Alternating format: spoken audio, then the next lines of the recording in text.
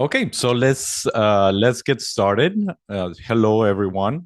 Very nice to see you here. Thank you so much for participating in this information session uh, uh, to regarding the NSF energy storage engine in Upstate New York. My name is Fernando. I'm the director of translation for the engine, and I'll talk a little bit about what that means and the activities that we're doing. And I'm here with my team. So just a quick intro. Candice, then Clara, then James, please.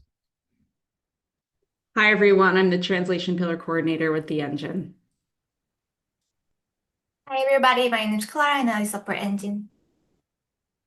Good afternoon, everybody. My name is James Kirtland. I also support the engine on Fernando's team.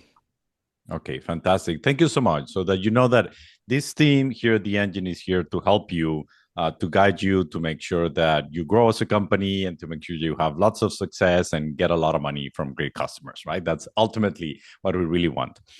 Just as a rule, I'll explain about the engine. I'll do the information session, but you can put any question in the chat. If it's in the chat, I'll reply to it as I'm talking, and then at the end we'll open up for questions. So I'll try to make it quick and snappy and brief so that we get lots of questions at the end. So I'll just start by saying, for those of you that don't have a lot of context, what the NSF Regional Innovation Engines Program is. This is a program that was established 2 years ago. It was one of the largest investments that the federal government, and particularly the National Science Foundation, made on research and economic development. So the idea was to set up 10 innovation engines all over the United States. Each one of these ones located in an area that required economic development. So you would not find these ones in big metropolitan areas. You would find them in very specific places in the country that need more economic development. The National Science Foundation set up a system for awards, initially setting up 10 of these engines. And each one of these engines was promised $160 million for a period of 10 years. So these are long awards, 10-year awards that have phases. And we'll talk about, because we finished the first phase and we're starting to the second phase. And this is a program that you might see replicated in more places in the United States. At this point in time, of those 10 original engines, we have 9 engines that are running. And the engine that concerns us today is the NSF energy storage engine that was set up in Upstate New York. So it was launched in 2024. It's a coalition of 4 universities: Binghamton University, Cornell University, RIT, and Syracuse University. But it also has together a whole bunch of different industry, academic, community, and government partners. So about 40 partners together that are working to motivate and stimulate this battery industry coming back to the United States and, of course, to New York. As I said, it's $160 million over the next 10 years. There is a match from ESD, a 10% match of an additional 16 million, right? So it's going to be 176 million between these two. And added to NSF and ESD, there are other programs, particularly from the Department of Commerce, and you might have heard about this ones: New Energy New York, which is part of the tech hubs, and Build Back Better, that are adding to a whole ecosystem. So we basically have awards from National Science Foundation, awards from the Department of Commerce, award from ESD, and then the private capital and other capital that comes in from venture capital. So this is what we're supposed to do. We're supposed to bring together a whole bunch of people so that we can improve and explore this ecosystem of batteries. The mission and vision are pretty straightforward. We want to see batteries made in America by Americans, right? So that is the key thing. We know that battery industry has lost a lot of ground to great Chinese manufacturers. There are great companies in China, and I think we take our hat off and respect a lot what they've done there. But we need to take a lot of that manufacturing and take a lot of that innovation back to the United States. And what we want to do is transform New York State, and particularly upstate New York, into what we call America's battery tech capital. So this would be the place where all of that innovation in battery happens, right? We do have a lot of the things that are required for that. And we're not the only one in the United States that is getting into this bandwagon of really increasing the amount of activity that is happening in energy storage. We know that it happened in California with Tesla, and of course in Nevada with the Gigafactory that they have. We know that this has been happening as well in Texas, has been happening in the Carolinas, but we're very well set in New York State because we have great universities and national labs that do a lot of the great innovation. We have the test beds, and I'll talk about how that could really help your work. We have a lot of the materials, and we have great connections to places that have materials. One of the things that we're very aware of is that a lot of the raw materials that we would need, probably graphite and graphitic materials, are in Canada. And Canada is our neighbor, and we should be close. We're very close to that, and we should be bringing them here. So what we need to promote a little bit more is the growth of manufacturing and gigafactories, right? But we are basically in the work of growing this ecosystem here. But we're very well placed in one of the only places that has the right combination of people, knowledge, skills, sites that can deliver testing bed, infrastructure, innovation, and also capital, which part of it is what NSF is doing, and part of it is the efforts that we are as well doing here at the Engine. What is the vision, right? So long-term vision at the end of this 10-year award process, what is it that we want to see? We want to see a self-sustained ecosystem that works on innovation, not just on materials. It's not just about discovering the best lithium-ion battery chemistry. I personally don't think that exists, right? So, but it is more about understanding what is the innovation that we need so that we can leapfrog technologies that are now in place. What is the type of new manufacturing technologies that we need? We know that there's going to be a lot of advancement in manufacturing, and we really want to see more and more advancements in battery manufacturing. We want to see the talent, the educational talent, and the workforce that goes along with that. And we want all of this to be in an ecosystem that has money, has test beds, has resources. So if you're a company today that is saying, because I'm a battery company, I need to do some of the R&D here in the US, then I need to go and test my materials in Korea, and then I need to go and work with Japan with other people, and then I need to bring them back. We want you to stop that and come here and do it in New York. But of course, we need to continue to build that capacity so that it's very good for you. So we have all of these great resources, plus money. And the other thing that we're doing right now is bringing those downstream industries into the play as well. So instead of saying, let's just build technologies and see who buys them, from the get-go and from the beginning, the strategy is, let's make sure that that downstream industry is engaged in this process, and they are requiring everything that you're doing. And there's a reason why they would pull what they will pull these technologies. Instead of us really trying to push the technologies, let them pull it so that we can have all of that chain working together. So this is the ecosystem that we want to build. And I want to be very clear with this. It's not just about materials. It's not just about the new chemistry. It is about understanding from very early stage R&D, materials, then manufacturing, then packing, then usage of it as well. And we'll talk about the use of BMSs, AI in all of those systems, all the way to recycling. So if any of you here is on recycling, yes, that's another part that we definitely love. Who is involved in this effort? So as I was saying, it's a combination of great people at great academic universities. Mira, who's at Binghamton, is our CEO, the CEO of the Energy Storage Engine. Heidi, who used to be at Pure Lithium, and then before that at Corning, is our COO. We have Sir Stan Whittingham, Nobel Prize winner chemist for lithium-ion batteries. So he's leading the work that we're doing in R&D and T alongside myself and this team here. We have Myra Henry, which is helping us with our regional economic engagement and just engagement in general, and a regional economic engagement. Tim Thomas, which is at the Griffith Institute, leading our workforce development projects. And then Matt Ganter, who's at RIT, leading the infrastructure side of things.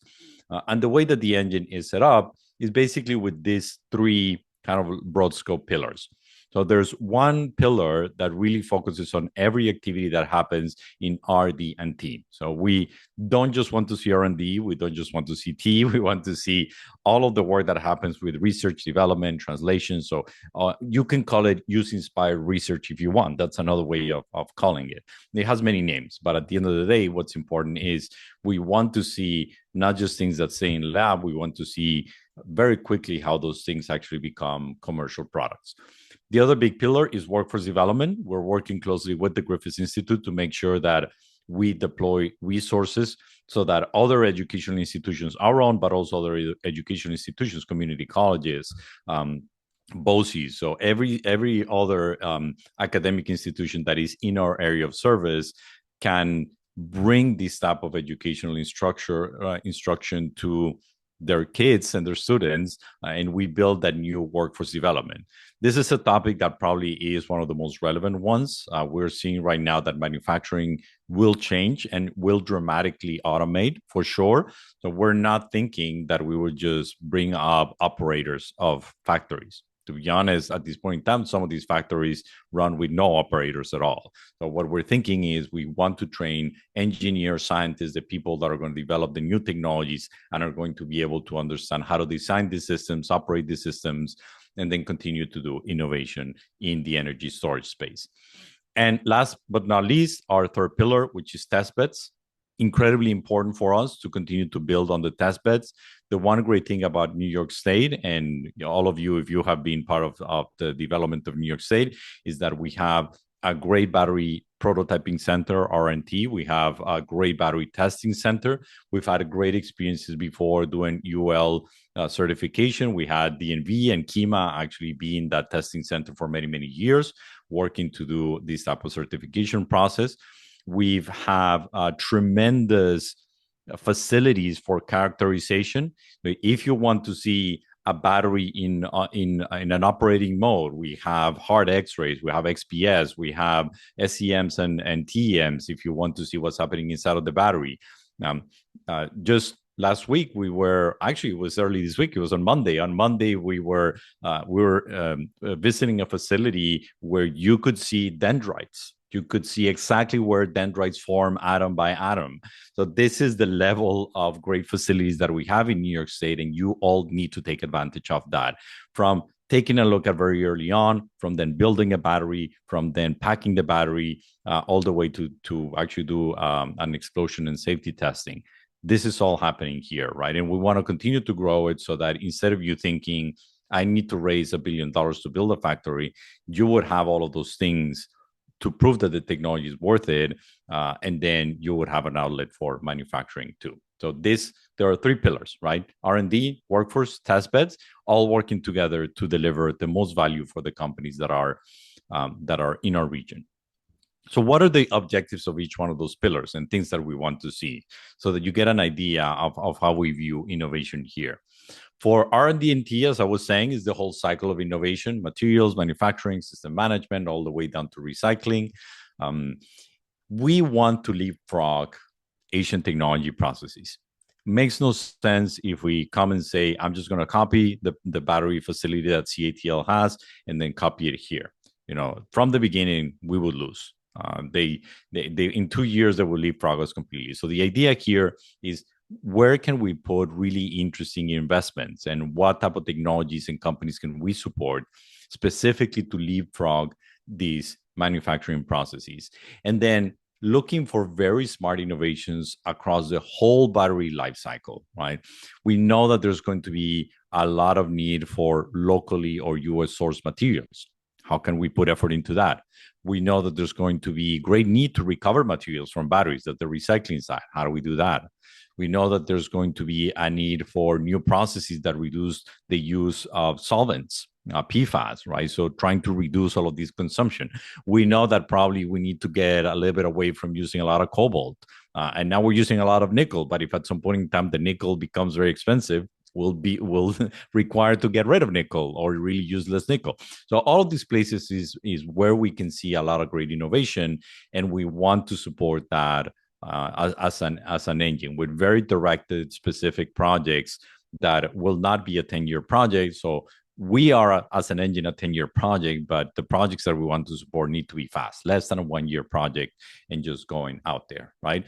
And this might be very complicated to do. We know that when we have a technology, particularly in the energy storage space, that is very promising, and we go through the normal process of trying to do that acceleration, from doing some work in the lab to then maybe testing, doing a couple of cells, seeing if it works, getting feedback. So all of that process usually takes 5 to 10 years.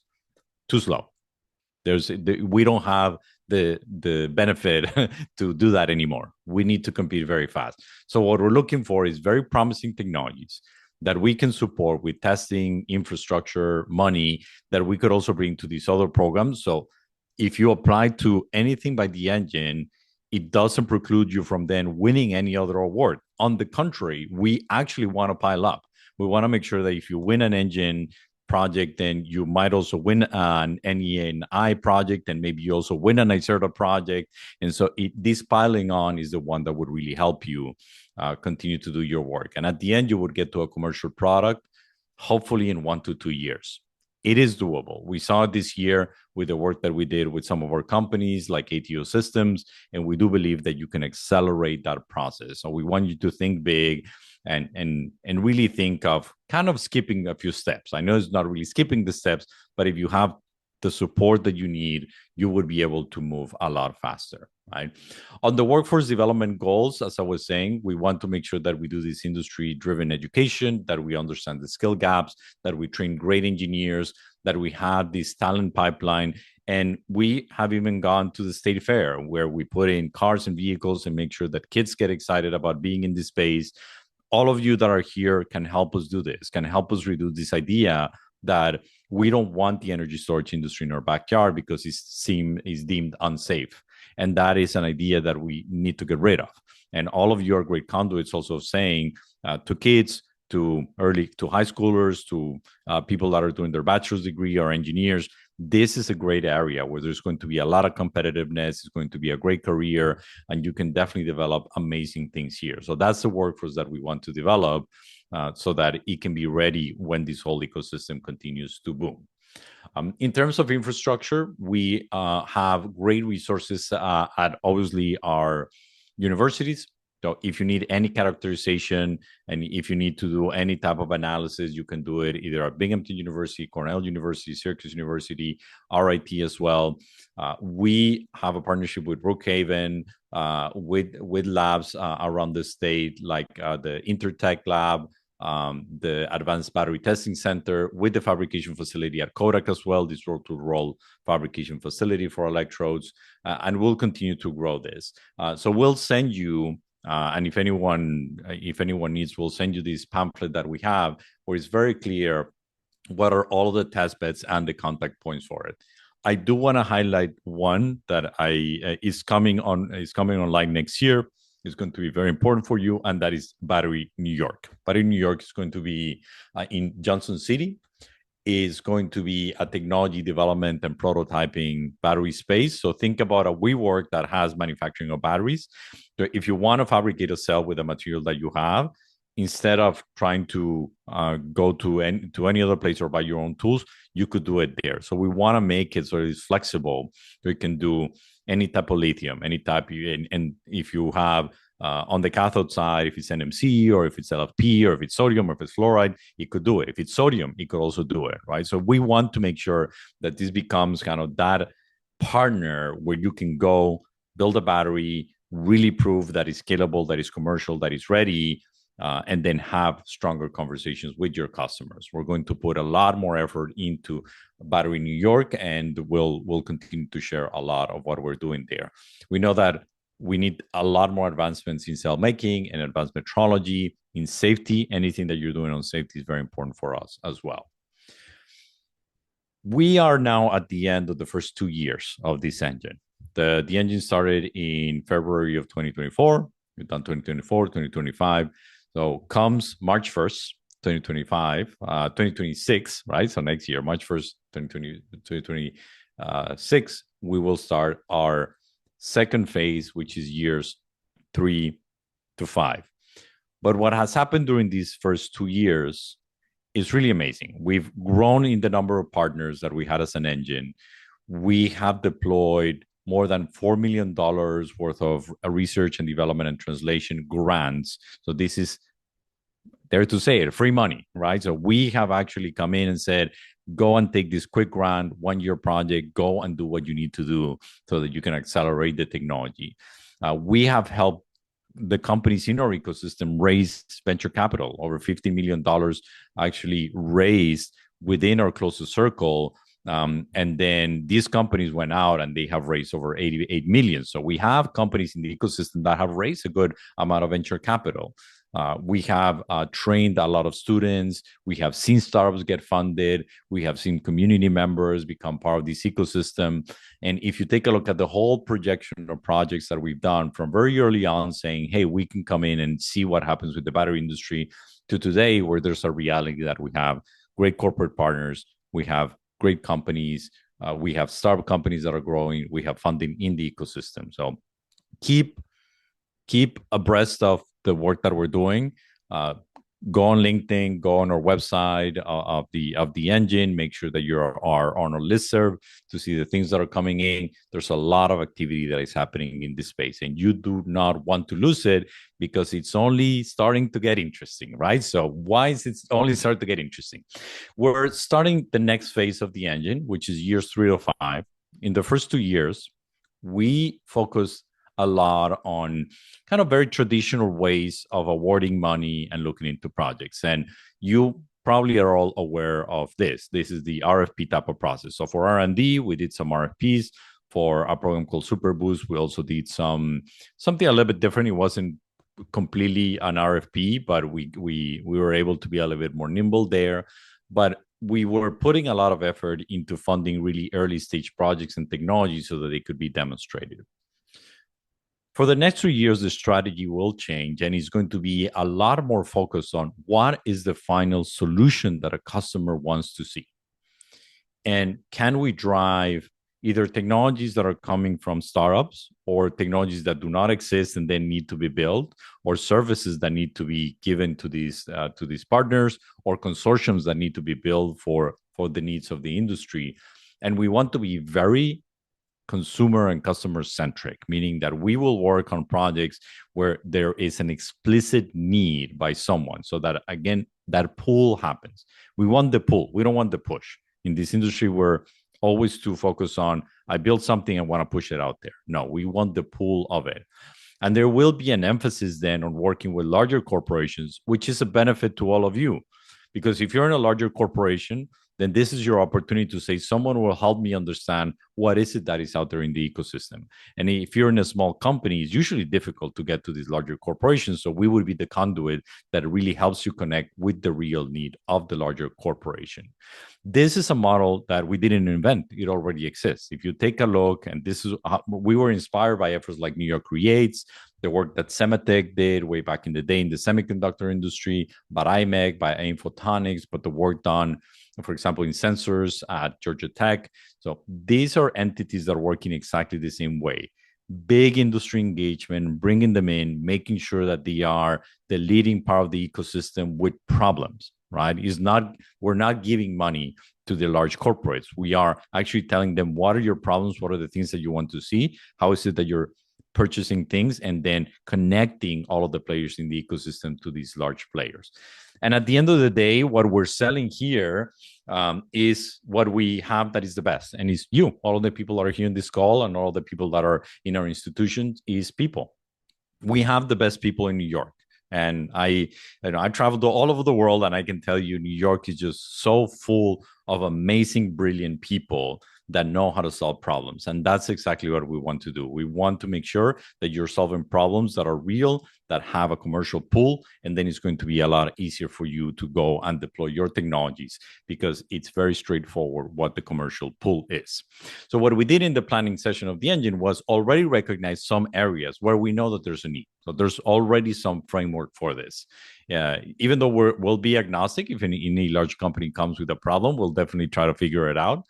But there are 4 areas where we're going to put a lot of effort. And we already know that in these 4 areas, there will be big needs. Number 1, safety.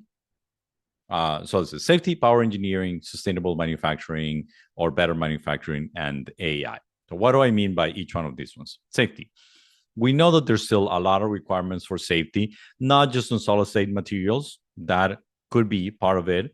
But it's also when you're doing packing, the safety of the packing, cooling systems, maybe doing better fire suppression systems, maybe doing better control systems. So anything that is related to more safety of batteries can help us reduce that NIMBYism, that idea that we shouldn't do batteries because they're not safe.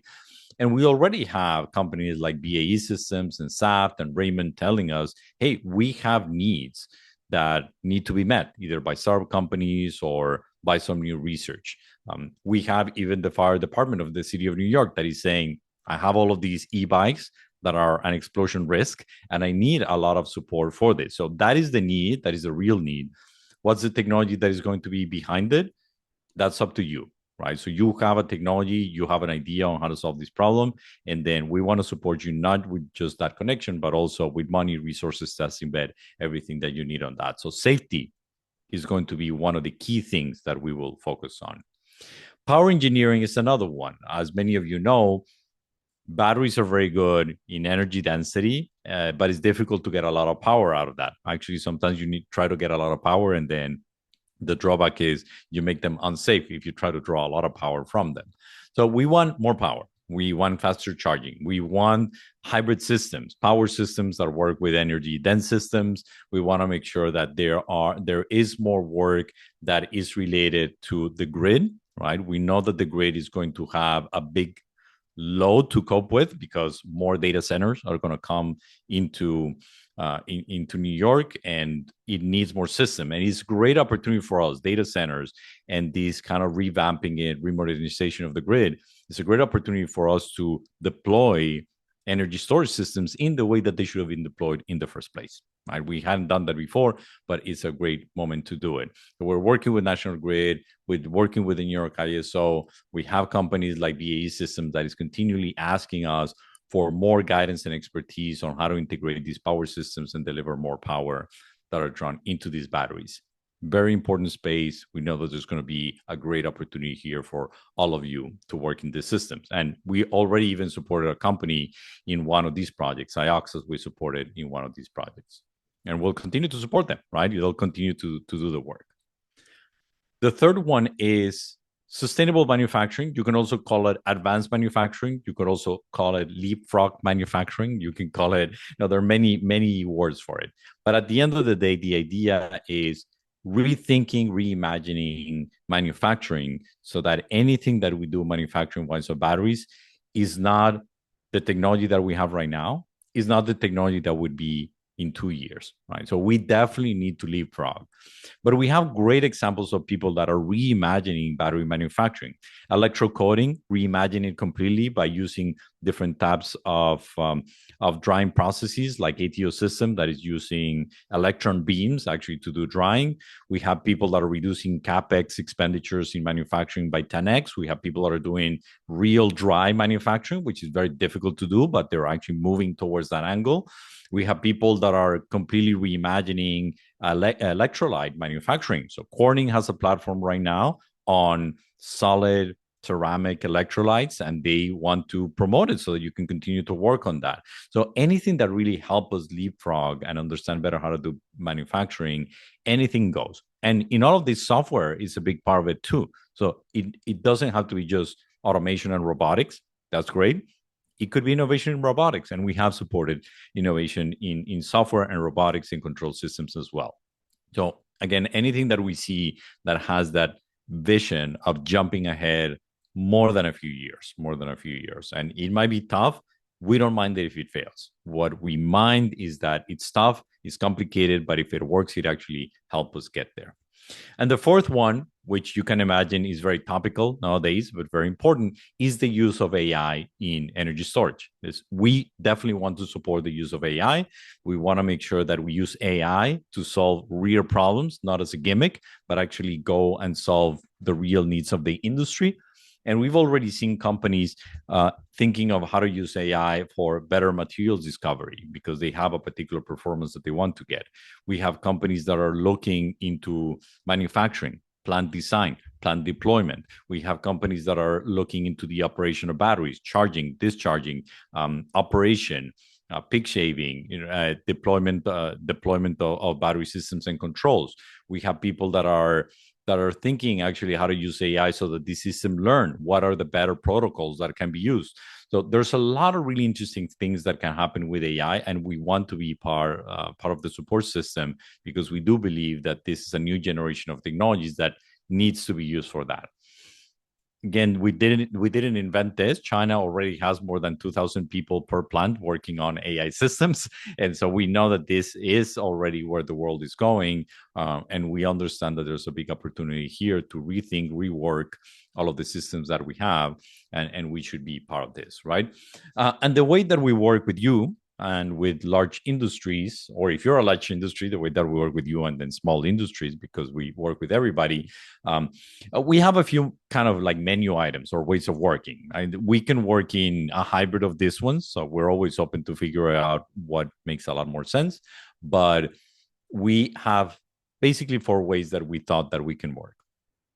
So number one, we can solve if there's an unsolved problem, right? So an industry comes and says, I have this problem, I haven't been able to figure it out. And I'll give you an example. Space Force comes and says, I need to deploy a satellite and it really needs to work on these very strenuous operations, and I just do not have a solution for that, right? None of the batteries that are out there in the market do it.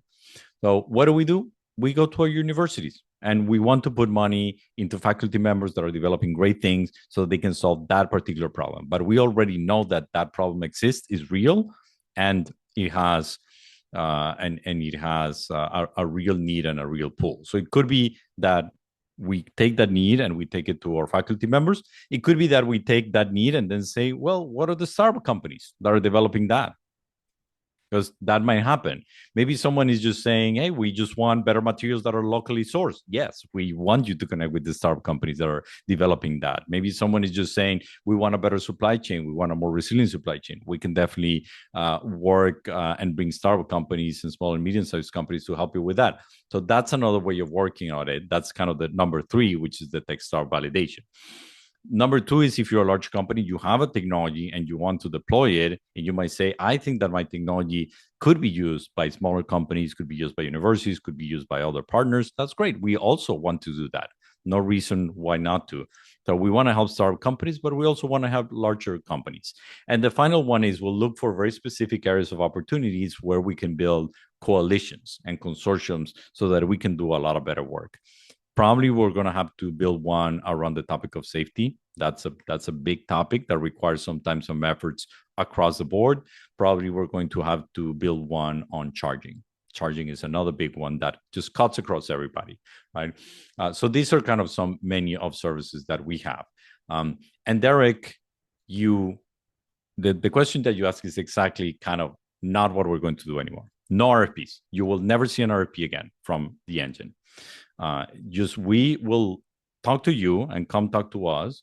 We can request that you give us a proposal, no more than 2 pages on something that you want to do. And we will never actually do, again, any process where there are timelines, announcements, submissions, nothing like that. Connect with us. The project makes sense and we have the money, we'll give you the money. And it'll be less, we want to do these processes fast. So this is something that we learned very well with the first years. It took us, we wanted to do these awards in about a month. I think sometimes it took us a little bit more than a month, and we learned how to do it. And next year we want to be able to deploy this from getting an idea, getting a 2-pager, all the way to giving you the money. Yeah, probably in less than a month. So we want to streamline that process. That's going to be through Binghamton University, right? Okay, wonderful. Thanks, Fernando. Yeah, and no, but that's a great question, right? And this is also a great question just in general, because this is not something that is coming from the New York State engine. This is a directive from the TIP directorate. So this comes all the way from NSF.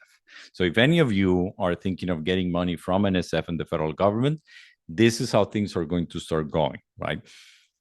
I'm not saying that SBIRs are no longer going to have maybe like an RFP on the website. Probably they will, but the TIP directorate is now very focused on deployment of money in very strategic areas very fast. And I think that that's what you start seeing ARPA-E doing. That's what you start seeing DOW or DOD doing.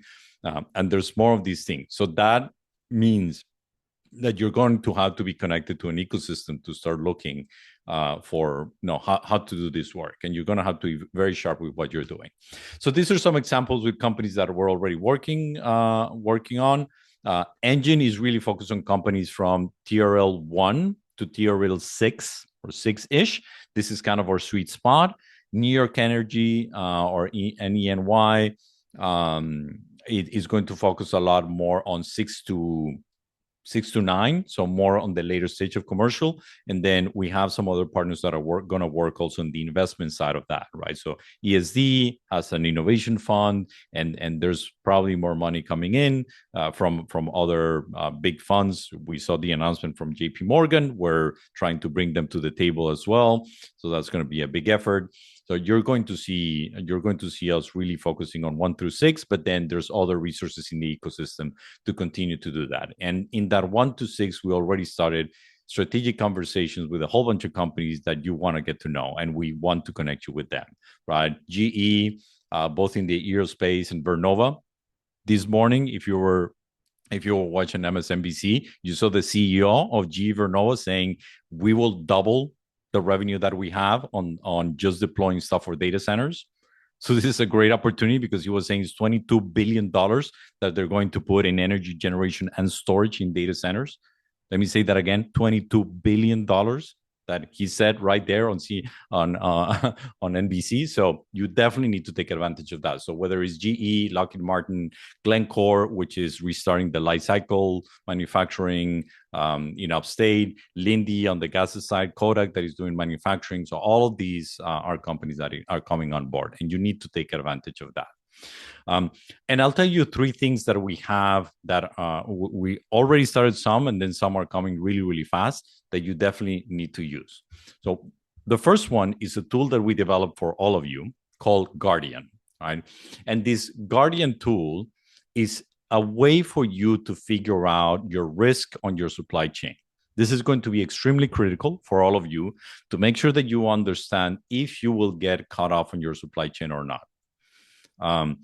Go right now to S450, I think, which is the Senate bill that is right now being discussed, and it's called the Decoupling Act. So the Decoupling Act is United States military will never again buy batteries from CATL, will never again buy batteries from BYD, will not buy from a whole bunch of other companies.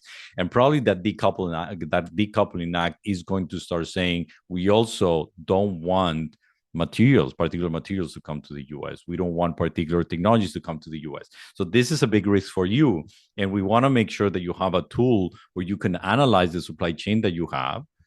If you're a very small company, you might say, oh, that's not a big issue. Well, it might be a big issue. If there's a particular technology that you want to use or material that you want to use that will be cut off. So you need to do that. That's why we made this a particular tool for TRLs 3 or 5.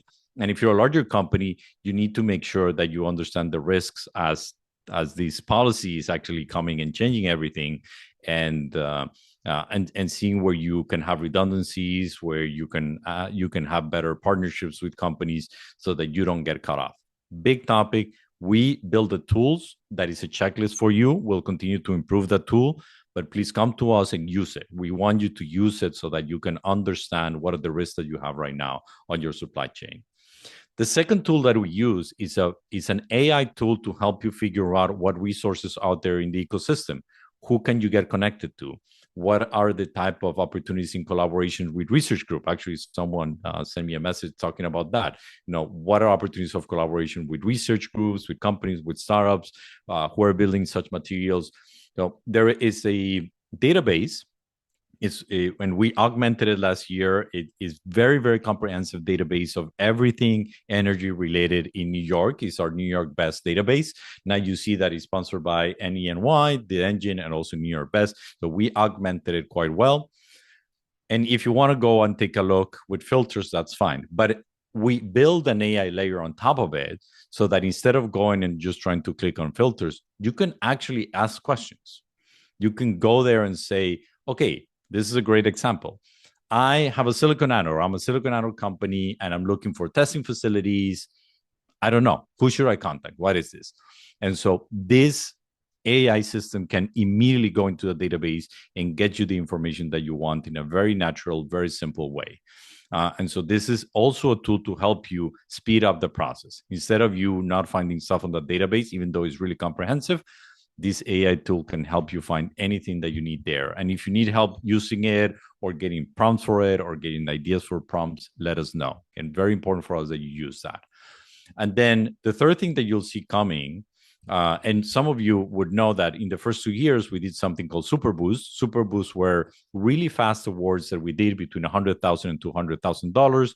We requested companies for a 2-pager on a project that they wanted to do. We looked at it, if it makes sense and it really enhanced our ecosystem and it had a customer relationship attached to it, we will deploy that money as fast as possible. 1-year projects, not a lot of bureaucracy or background on it, and it has been working out quite well. We have now deployed about $1.4 million, and we have been invoiced for maybe like 75% of all of that already, right? So this company we're giving out already, and it's not just theoretical. So we want to do kind of the same thing, but with more fuel, with more power behind it. And we're calling this Mega Boost. So it's going to be grants between $500,000 and $1 million. Again, a 2-pager and a simple budget. Tell us what you're going to do. But we want projects that are really focused on customers, right? This is going to be very important. We do not want projects that say, I will build a material and then see what happens, see if someone buys it. No, this is a customer, and the customer is willing to actually work with me and purchase from me. And if that customer needs a signal that there's strength behind it, that's where we come in. This $1 million is a signal. It's not just for manufacturing, but it's a signal that we are 100% behind you. But we want that customer to be involved. So we want to be tied to that customer commitment. And we wanted to prove as much as possible the scalability of what you're doing. So you can also not come and say, I will build something in the lab, and then that's going to prove scalability. No, we want you to maybe skip a step. And the skip might be, instead of doing an intermediate lab scale facility, try to do a facility that gets as close as possible to scale. This is going to be the Mega Boost projects.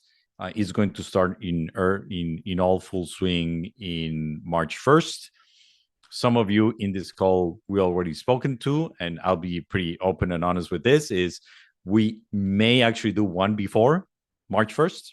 And we do have money for that, and we're looking to do one before March 1st. But we will, even if you're not part of that one that we want to do before March 1st, we definitely will have 3 years of doing these Mega Boost projects, right? So with that, let me tell you that you are part of this future. Upstate New York Battery, Upstate New York being America's battery capital.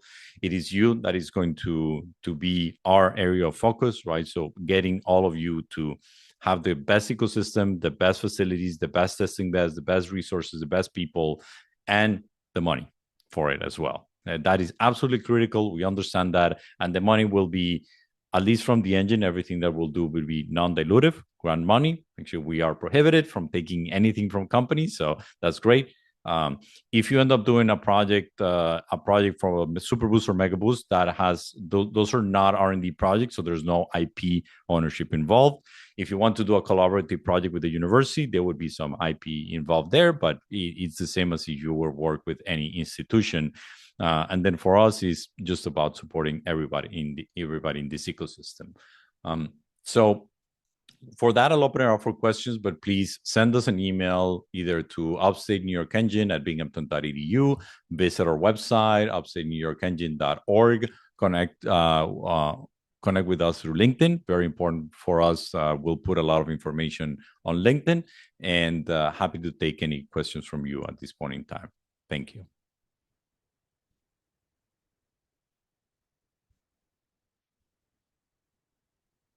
You can put it in the chat or just talk about it. Thank you, Tom. Actually, Puye, if you don't mind.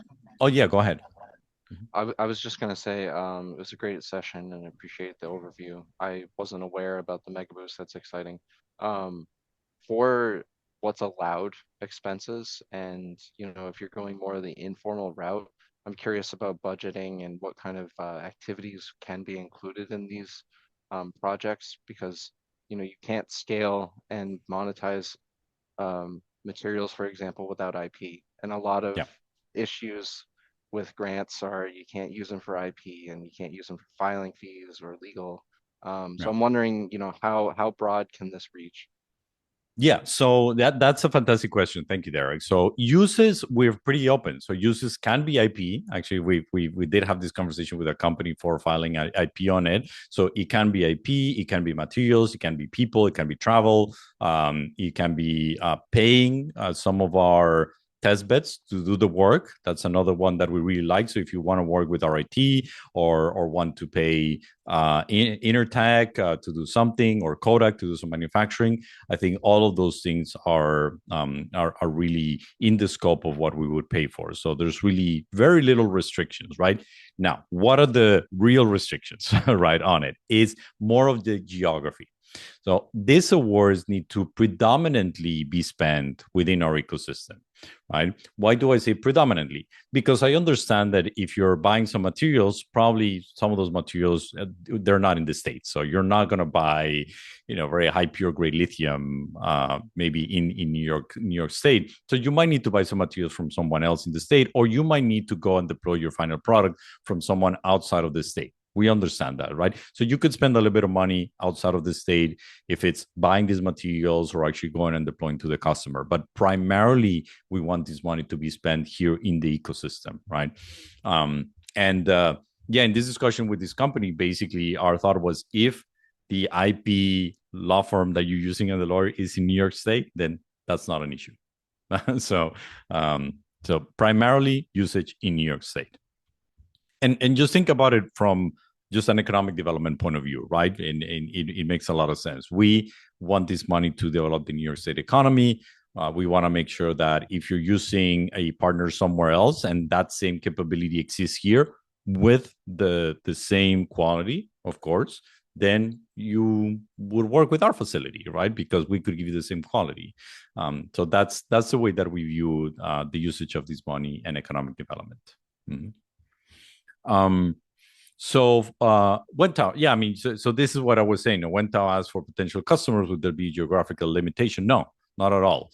And we understand that maybe even some of these customers would be in China, right? I think that's fine. Again, the usage of the money itself probably cannot be to go and pay something in China, right? So that is a big no-no generally, I think, from the federal government. But you will have customers in Europe. You will have customers in other places in the States. You will have customers probably in Asia and Southeast Asia, and I think that's perfectly fine. So there's really no limitation there. Chad asks, can you talk about the funding for moving to full-scale testing? We will next be moving to testing EMI, high voltage partial discharge. So yeah, this is something that we could definitely give you money to do, some full-scale testing. Again, we will take a look to see if we have the testing beds and the resources, the infrastructure that you will need to do that. And if we have it, whether it's at RIT or whether it's an Intertech or whether it's at at one of our academic institutions, and you can work with them, that's fantastic. So we'll definitely send you that. If you need to work with another partner in the state that we don't know, then tell us about it. That's amazing, right? So we want to know more. We want to know more capabilities. Or if you have already a partner and then say, hey, this engine can actually give us some money to subsidize the work that we're doing here. Fantastic. So we can definitely do that.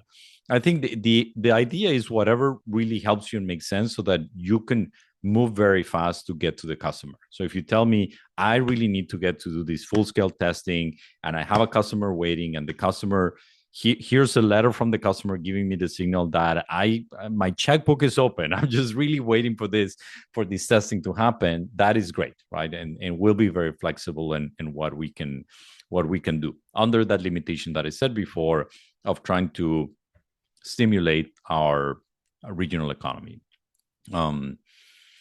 Satya is telling, thank you for the presentation. Do we require an LOI or an MOU from our potential customers in order to qualify for the Megaboost funding? We will ask you for some strong signal, right? So more than having a letter, I would probably want to sit down with your customer and trying to figure it out, right? So that level of detail, I think we will go to. So if you have an LOI, that's okay, or an MOU, I would want to revise it. I will push every single one of you to make sure that it's not just a letter of saying, yeah, if this work, we might look at it, or if this work, we might take it. Look, larger companies are always willing to try stuff and they don't buy. So that is the cycle that we want to stop. We want to stop that idea that you just give things to people to try and then they never buy from you. We want someone that is going to tell you, okay, if this works exactly how it's intended, I will do 10%, 20%, 30% of all of my buying with you, under these conditions. That is the type of signal that we want to see. It needs to be stronger. If you just tell me a customer wants to see it, or a Samsung wants to see it, and then they want me to send stuff, that's not strong enough. Right? There needs to be more there. But this is a conversation that we can have, and it'll be a one-on-one with our team, with our advisors. The engine will have more business development people. Actually, that's another thing that I didn't really talk about, but we will hire 2 or 3 new people at the engine that will be specifically focused on business development, which means its connection with industry, connection with these companies, understanding their needs. And at the end, we will do it in behalf of you, because this is what we're selling. We're selling you. So that's you're going to have more people and more resources to make this connectivity. Thank you, Satya. But that's a great question. I don't know where you're coming from, so that's a good project. We can talk about it. Mm-hmm. Any other questions?